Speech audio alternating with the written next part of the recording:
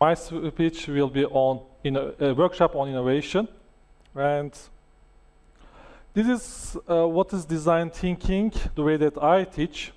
There are 4 steps in looking, understanding, making, and testing. In the looking side, the main theme is create empathy, and we try to understand what it is, what the problem is.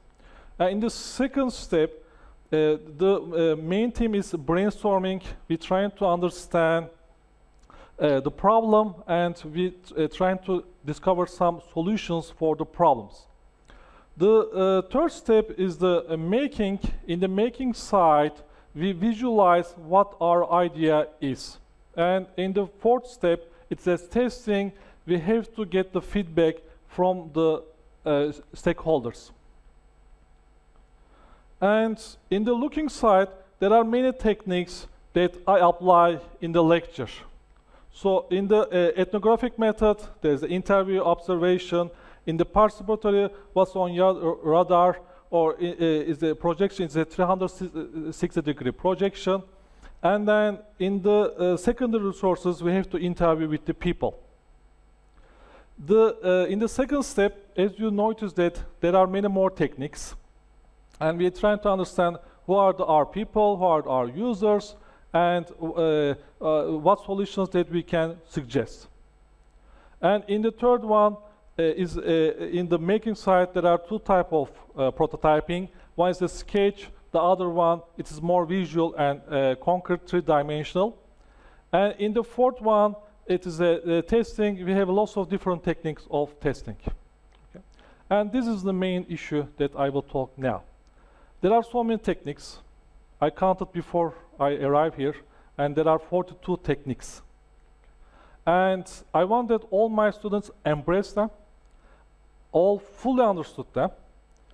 And when I teach them in a traditional way, so to give what it is, explain it, give case studies or examples, they just try to memorize them. But I don't want them to memorize. I want that they fully embrace the techniques. I want that they solve these problems, the real problems, and I want that they become the future leaders. I want to give my best education, and I hope that they will lead their societies. So to be able to do this, they have to absorb all these techniques. So this is the challenge. My wish is that they really absorb, embrace, and understand, apply, and use them. But since there are so many things to learn, so what they are trying to do is to memorize it. So I have to make a radical change in my lecture. Whatever I learned up to age, I have to change the way that I teach.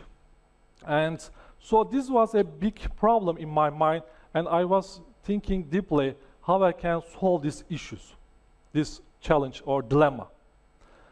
And so this is my new paradigm, a total change in my lecture. First, little explanation. It was very tough, because since I am a professor, I like talking. I can talk hours and hours. If you let me, I can talk till midnight. But I have to give them to apply, the chance of apply. So I cut off my explanation radically. Let's say if it's a 3-hour lecture, only 5 or 10 minutes explanation, that's it. Then I make lots of projects. It becomes a project-oriented lectures. And then it is a hands-on. So to be able to make it project-based learning system, I developed, let's assume that there's a 15 weeks semester. I make it 15 different projects. And also one big project, a real project, live project, I assign them a live project.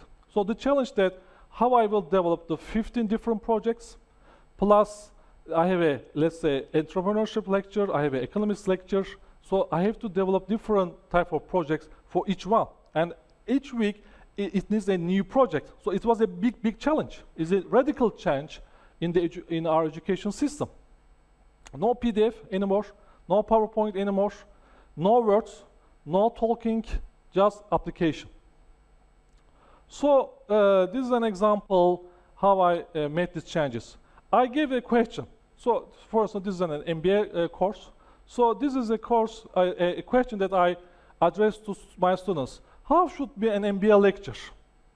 Well, then the steps should be fulfilled. First, understanding is interview. Then they are interviewing each other. They ask the questions each other. They are taking notes in the class. They are making insights. From the insights, they are grouping. They make the main teams.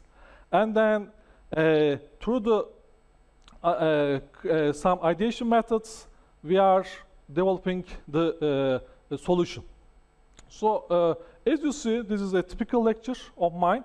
Students are making the insights. Whatever they interview, they put on the wall. And this is a creative matrix. As you see, these two girls, in 15 minutes, they have to develop 75 ideas.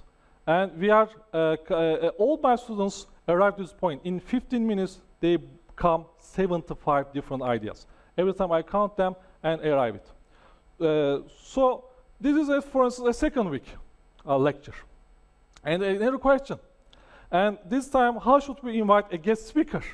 So again, in this one, I started with an interview. Then people ask each other questions. And in the making side, they have to make it quick reference. So they have to make a reference list to explain how they will invite a guest speaker, what will be happen during the session, and after the session, after the conference, what will it end up. So it will be a coding. We will code the system. And in the interview side, it is not just what you think or yes or no type of question. We try to develop their empathy skills. If you were a speaker, what would you expect from the conference? Before it, during and after it. If you were a listener, then what would you expect from the guest speaker, from the conference events? So they have to explain a story that they faced in the past, or a story or an experience during the class. Another one. This is a question that how is your organization, current and future? This time we start with another technique. We name it collage. In the collage technique, we give the reviews to students, and students cut the pictures and related to their current position of their organization. It can be a question about organization, it can be a question about health, it can be a question about family, any question. But just for the sake of this lecture, I gave the assignment, how is your organization now and future? In the left-hand side, they cut the pictures and they put it, this is my current situation. The pictures are related to their organization, but not are on the organization. And in the right-hand side, they put the pictures, they cut the pictures from the reviews. And this is their aspiration, this is their future potentials, and this is their wishes. And sometimes this is the way that they want to keep also in the future. So after a student make this collage, then he start narrating to interviewer. So it's a long story. And they couldn't be, they are so surprised and they couldn't believe that all these pictures looking like irrelevant, they make it so much relevance, and they start explaining what is going on their organization, what is the current and what is the vision, what should be the organization should be oriented. So everything in the course.